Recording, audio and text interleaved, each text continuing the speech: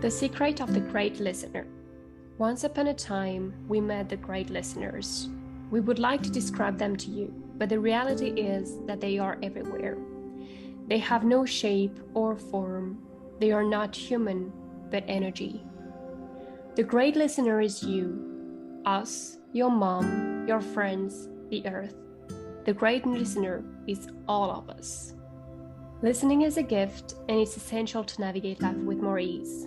So allow us to share with you a few things that they taught us along the way. First, listening and active listening are two different things. The secret to the second one is to pay attention to the other person and the language that they use. Second, acknowledge the person you are communicating with. It will make them feel heard and thus create an environment conducive to conversation and good communication. Third, projection and assumption won't get you anywhere. Rephrase sentences and ask questions to gain clarity on the conversation and the other person's needs. Fourth, hold space without judgment and practice empathy. Fifth, silence can be a good thing.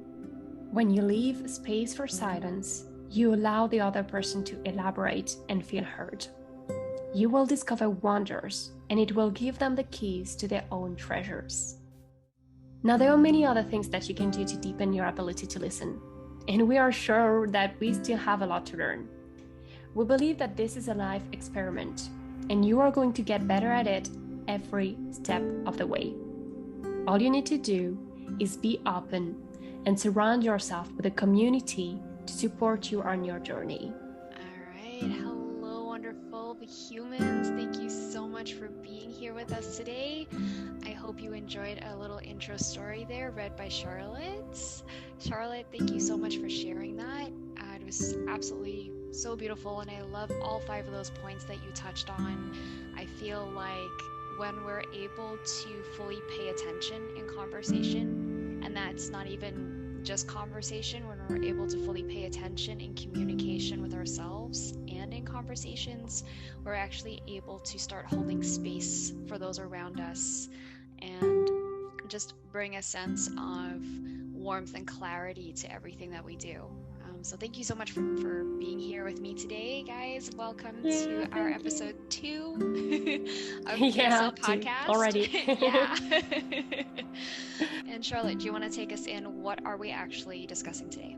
Yeah, with pleasure. So today we are talking about how to hold a better space in a conversation so that the parties involved in the conversation can feel heard and understood. And that's something that is very, very important, because so often when we talk with someone, there are like misunderstandings, or sometimes we try to express ourselves, but the other person is so focused on his own way of seeing things that they don't hear us. And so that can hurt us in the end. And so I think, like we said in the text, that listening and holding a better space is something that we learn, throughout our lives, and we get better at each day. And that's also a beautiful thing and experience, I think, to go through, especially when we are surrounded by the right community. And that's what also lights me up, because that's what we wanted to build as well. When we first started the school, our first topic was we need to talk about communication. We need to uncover all the layers of communication, because there are many layers to communication, whether it's listening, checking in with the other person, just even the basics of communication. This is something that we don't even learn in school. They are essential. They are, the foundation of every human interaction, and yet we don't learn them in school. And to me, that doesn't really make sense. I don't know about you, but that's kind of shocking, I feel like. No, for sure. I do definitely feel like, and you guys have probably got the idea by now, Yeah. Charlotte and I, we definitely feel like there is a massive gap that's been left in the schooling system, where we're taught to adapt ourselves to the needs of others rather than, understand ourselves and understand how we ourselves fit into society, or how we fit in within ourselves, and how that carries forward into everything that we do. That is key in communication. because just like you said, we are taught to adapt ourselves to the system when we go to school, instead of being taught how to understand ourselves so that we can better understand the other person as well, where she's coming from or he is coming from, and so that we can have a respectful and mindful conversation, which is, I think, again, very important, and I cannot emphasize this enough. Because when you start to understand how unique and different you are from each and every individual, I feel like just this knowledge allows you to be more open so that we can be more compassionate towards others. And I feel like if we have this knowledge of, okay, we might be humans, like both of us are human, but we are completely different from one another, because there's the genetics, there's our background, our history, all of those things make us who we are as a person. And even the way we see the world is different from one person to another. And having this basic knowledge, which is so hard to understand for so many of us, is going to help us make the world a better place. At least that's my opinion. And I think if you want to change the world, you have to start by yourself. I love that you said that. And so just for those of you out there, like, Charlotte and I have both been on a journey where we have been discovering ourselves. We've had coaches, we've had sessions with individuals who've guided us through just getting to know ourselves better, starting our businesses, doing, finding our niche in the world. And I was actually reading something I wrote during one of my sessions this morning. And oh, really? Yeah, 100%. And I feel it's so appropriate for right now. Is that when I was little, I always had this mantra. And I remember when I was doing the session with, just with myself, actually, I was given a bunch of exercises to write down, to journal about. And I wrote down when I was little that I always used to say to myself, if I had to leave the world today, and yeah, I was like tiny, I was like 6 or 7 years old. If I had to leave this world today, I would be happy knowing that I made one life better. And that was my mantra from when I was really little. And I forgot about that as I got older. We become, I guess we go into what we call our ego state, especially once we hit our teens, because that's when we're really starting to identify our personalities. We're really starting to identify who we are outside of that nest we've been cradled in by our parents. Like sometimes, our nest is not, the most nourishing nest, or maybe it's not the most well-rounded, but that's our space that we grow up in as a kid, and that forms what Charlotte said is our background. Obviously our genetics come from there for the most part. And when we're in this state and we're starting to define who we are, we're starting to test our boundaries, we're starting to test our limitations as kids. We're going into that teenage phase. For most of us, that's our rebellious phase. Mine came many years later, just FYI. It doesn't always hit at the same time for everyone. Yeah, mine was very soon. Yeah, too soon. Maybe sometimes too soon than too late, right? Yeah. But I mean, I guess there's no too soon or too late. It's just the time it happens, it happens. But you have to go through this at some point. Exactly. And a lot of us often get stuck in what we can call that ego state. And when we're in that ego state, it changes from, that holistic, one with the earth, one love. When you're a child, you're wrapped in that essence of just purity. Yeah. And that slowly gets changed, that slowly gets adapted by the situations that are around you. And if we are not taught that we have the option to decide otherwise, we're going to make and survive within those situations as best as we instinctively know how. It doesn't always mean that we make the best decisions, but it means that we have survived when we come out on that other side. And when we come out on the other side, whether we've had a super nourishing relationship with, life up until that point, or life has been a little chaotic, or, you've had something somewhere in between, it's usually, if I can say, one of those 3 things, or those 3 different styles of life that bring us up. we instinctively go, okay, this is who I am. This is what I've been told to be.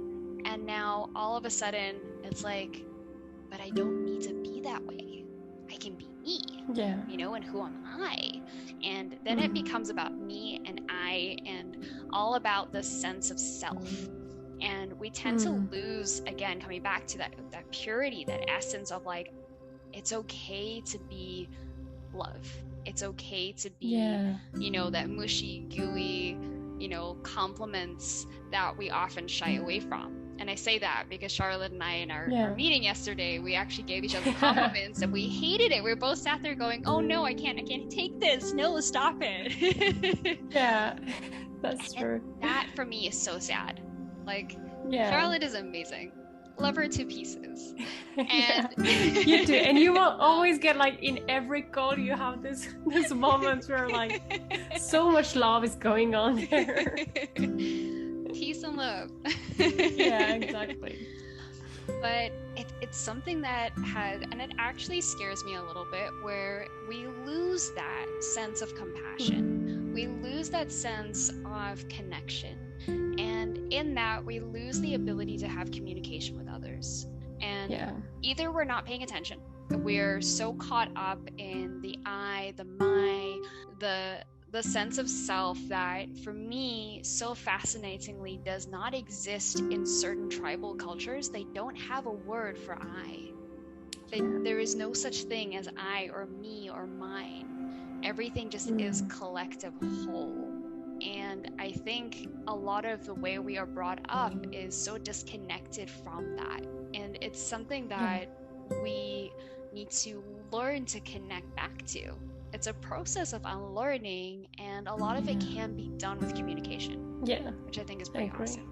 Yeah, me too. And I definitely agree with you on this one. And I like this idea of, communication being a process, because I feel like, well, first, when you're little, you are not conditioned at all. And you're going to see kids who are going to be better communicator than any adults that you can see, because they have no filters. They can say anything to you and they have no shame with it, and that's great. But as we grow up, we come onto the second stage somehow, where it's all about, us being conditioned by society, by our education, all of those. And then comes to a point where you go into another phase where you're like, no, that doesn't feel right. Why should I be what they are telling me to be, or who they are telling me to be? And when you start to be aware of this, you start to be in the self, like much more in the self. You're like, okay, no, it's me first. It's I first. And when you're in this phase, you're able, as you go through, you learn how to hold a better space. When you're in this phase of getting back to yourself, you pay very close attention to who you are and what feels right to you. But you're not there just yet, because there's another phase, which we both felt when we created the school, is holding a space for others and being of service to others. And that's something I feel like in communication is true as well, because we both felt that when we created the Instagram account, we had this thinking of, wow, that feels lighter to communicate to other people about what we are passionate about, because it actually feels like we are serving people and we are helping them. And it felt so much better. Now, I'm not saying that we are there yet, and I'm sure there are still a lot of stages to go through as we evolve and grow old and all of those things. But what I'm saying is that every day we are learning more and more about communication and how this works. And holding a good space for communication can be done at any time in your life, because where you are right now is the perfect moment for you. It's the perfect time to hold a better space for someone. And you might say something to this particular person that will resonate with this person, and that might turn their life around. They might change something completely, and they might be very happy about this just because they made you in this particular moment, even though you're not at the stage where you're fully here to serve others, which is fine. It's just that when you're at this stage, you hold space for others and you feel great about it. Whereas at least from my perspective, before I was holding space for others, and I loved this. Like, I loved it.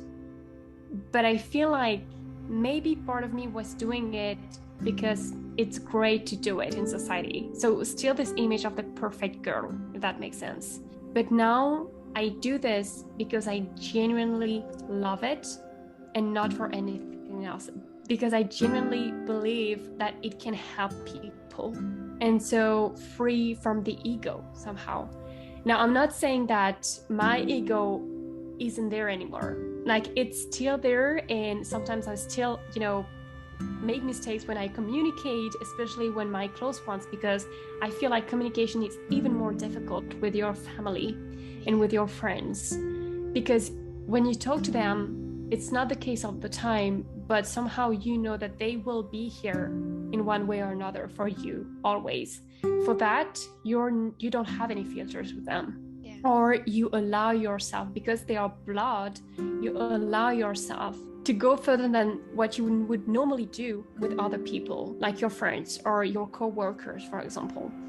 I don't know if that makes sense, but no, it really does. No, it does. And there's this I love the fact that you said that you haven't lost your ego, because I feel like ego is important. And it is really important to put it out there that having an ego is our core instinct for survival. Yeah. The minute we lose our ego, I know this is going to go against like so many, speakers and people out there who say, let go of your ego. For me, I don't personally believe that. That's a personal thing. I'm putting that there. And there's this really beautiful quote that I love from one of my favorite songs. It's from East Forest. It's called Grandmother's Spear. And if you haven't listened to it, it's really amazing. The quote goes, "I did not transcend my ego. We became partners." I find that is so powerful, because when we learn to become friends with our fears, when we learn to become friends with our ego, that's when we start to realize that you're one and the same, because you are. Yeah. Your ego is sitting somewhere in the back of your head there. It's constantly chirping at you. It is sometimes those harsh things that you say. It is sometimes those moments where you lash out. But the minute you start to sit back, coming back to communication, coming back to listening, coming back to, sitting in silence, if you're able to sit with your ego, you start to be able to communicate with yourself, and you start to be able to listen to yourself, because your ego is part of who you are. And in that, you're holding space. Definitely. I feel like that's so important to know that. Yeah. I love this. Like, I love this so much. And I love the fact that you said, become friends with your ego. I mean, I know it comes from a song, but I love the fact that you also associate this with fears, because even though it's a completely different topic, not so much. Because being friends with your ego or your fears is going to allow you to fully accept yourself. When I say fully accept yourself, it means accepting your fears, accepting and welcoming them, accepting your anger, accepting your sadness, and not only accepting the joy and excitement. It's good to accept those emotions because they feel good. So of course you want to feel them.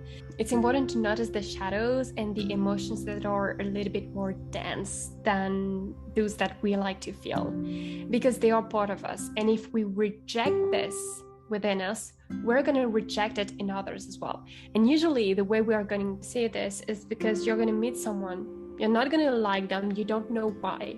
In those moments, I don't know about you, but what I like to do is like, okay, why is she bothering me that much? Like, what is going on there? It's usually something that has to do with me, myself, and what's going on, within me. And that's so interesting to see, because when you start noticing this, you're going to be able to hold a better space for others and to communicate in a better way as well. Because when you're aware of the fact that what the other person is doing is just a reflection of what's going on inside you, you're going to be able to go past that and listen without judgment. And that is so powerful. Now, I'm not saying that it's easy, because even for me, it's hard sometimes. And I had to go back and do some introspection and see what's going on within me. Like when you have a conversation with someone, those are the treasures that you want. Because when you have a conversation with them, when you hold a good space for them, you also hold a good space for yourself. Yeah, and I think this is really touching on, and in the last week of November, we're really going to touch on this in how to connect and how to communicate with other people and how to check in with them. So we're not going to dive too much into this, but there is something I do want to share and to add on to what Charlotte has just said. And there's this really awesome word that cannot be said any other way than to actually use this word, and it's pontificate. Pontificate is where we enter a conversation and we just want to put our ideas out there. We just want to share what we know. We just want to share our thoughts. When we're doing this, we're often that person that let's say, for example, Charlotte and I are talking, we're having a conversation, but she's sitting there going, oh my glory days, what is this woman, like, she won't let me talk. She won't let me say anything. Like, all she's doing is talking at me, and I'm not listening and I'm not paying attention. But at the same time, Charlotte is doing the same thing. She's getting irritated because I'm pontificating, but that pontification is irritating her because all she's wanting to do is get her opinion across. Yeah. And which is exactly the same thing. Exactly. And when we stop and we pause and we realize this person they're pontificating. I love this word, they're pontificating. Say it again and again. Yeah. I heard it the other day and it's been with me ever since. So maybe it'll stick with you guys too. I don't know.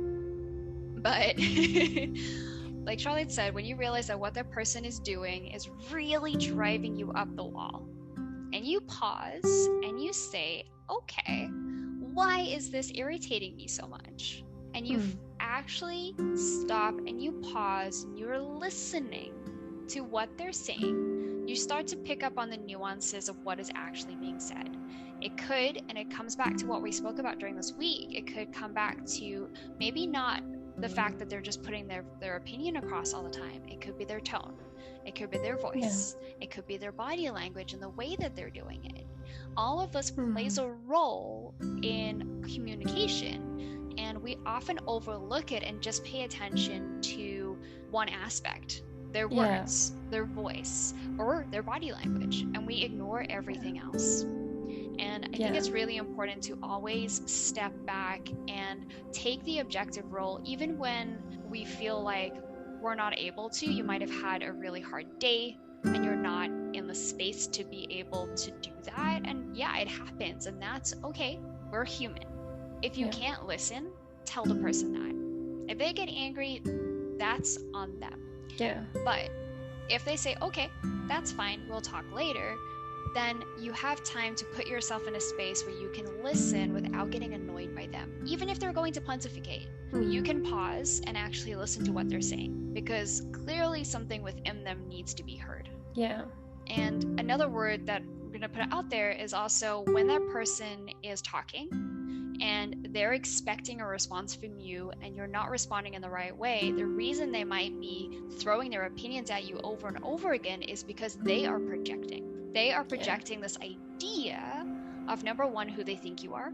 And this is why talking with family and friends is so hard, because they think they know you. They think they know you so well that, and sometimes they do. Sometimes they really do know you well enough to kind of predict your responses.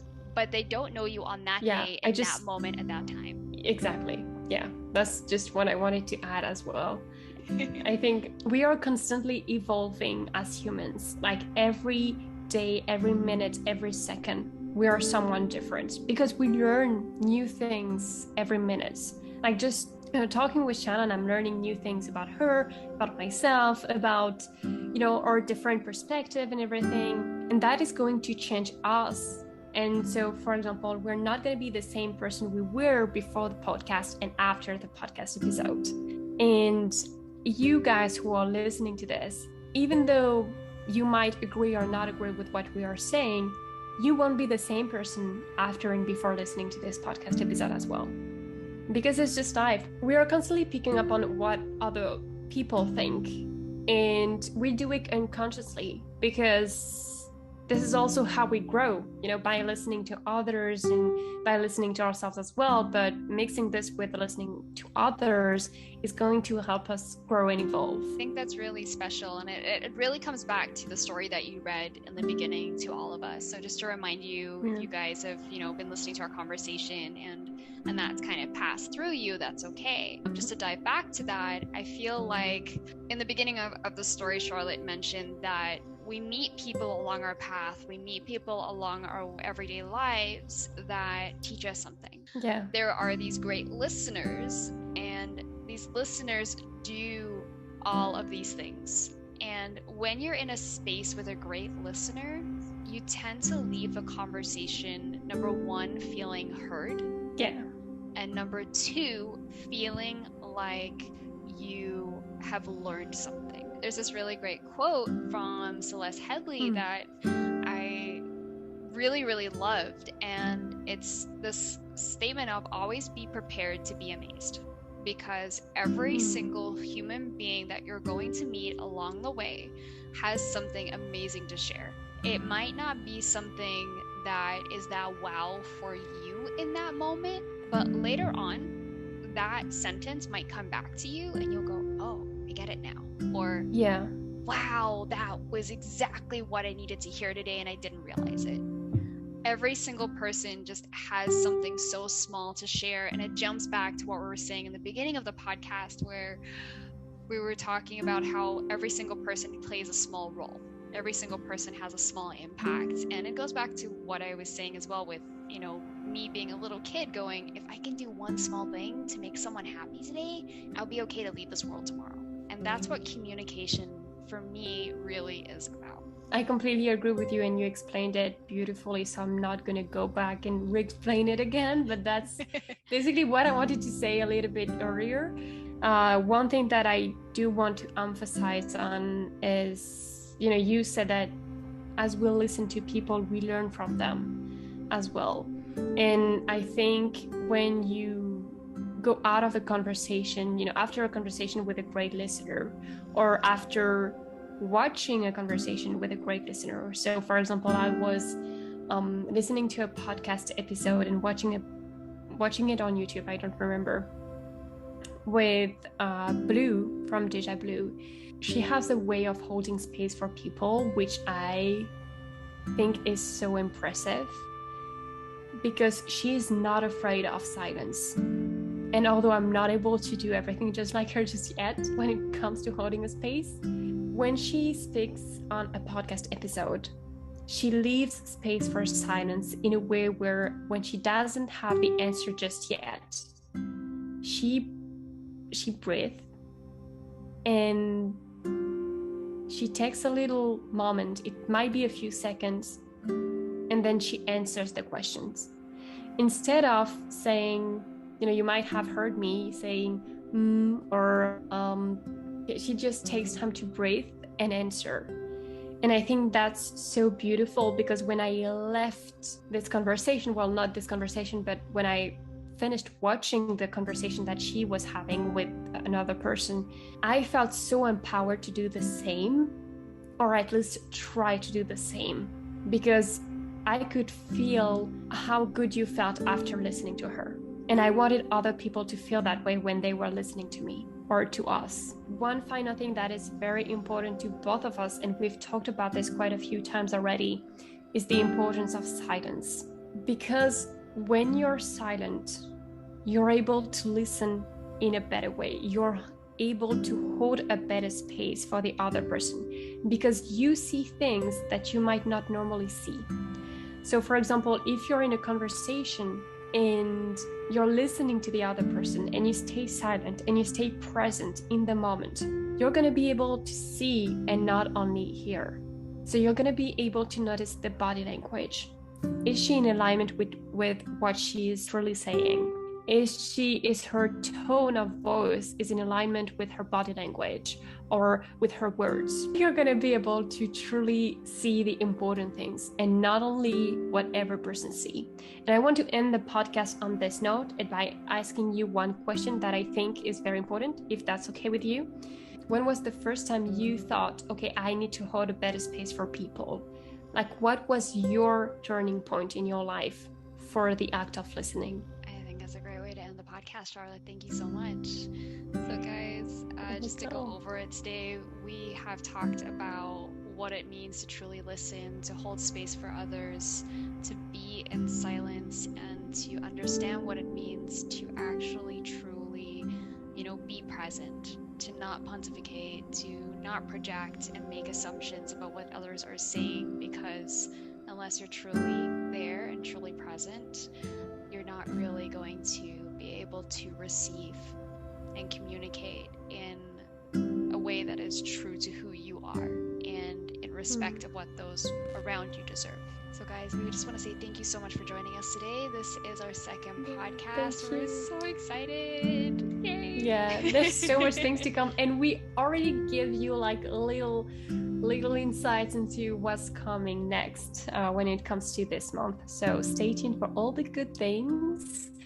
We have the newsletter coming next week. If you want to be added to the wait list for that newsletter, please don't feel shy. Send us a DM. We will put your name down, and our newsletter, well, you'll be receiving our newsletter the first minute it comes out. So, guys, thank you so much, and we will see you soon. Yeah, we will see you soon. Thank you so much, Shannon. And guys, if you want to know more about this podcast, don't forget to subscribe, switch on your notifications, and also follow us on our Instagram account. We will be more than happy to connect with you there. So we hope to see you soon, and we wish you a beautiful, beautiful week. And we're just sending you guys so much peace and light. Thank you so much, Charlotte. Again, as always, it's such a pleasure to have you here with me. And that is all.